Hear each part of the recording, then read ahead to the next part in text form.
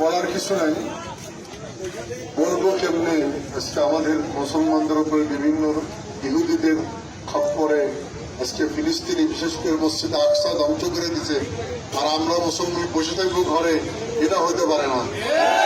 আমাদের হেফাজত ইসলামের পক্ষ থেকে এই আজকের কর্মসূচি আমাদের ঘোষণা দিচ্ছেন, এবং সামনে যত কর্মসূচি আসবে ইনশাআল্লাহ তন্ত্র ছাত্র শিক্ষক এলাকার তৌহিদি জনতা নিয়ে ইনশাআল্লাহ এটার পক্ষে দাঁড়াবো ইনশাআল্লাহ।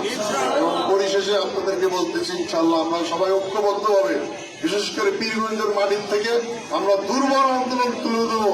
এই আন্দোলন ফিলিস্তিনি এই জয়লাভ করে আসি ইনশাআল্লাহ। এই বলে আমার সংক্ষিপ্ত কথা এখানে শেষ করলাম। আমরা মিছিল ফিলিস্তিন ফিলিস্তিন আরমান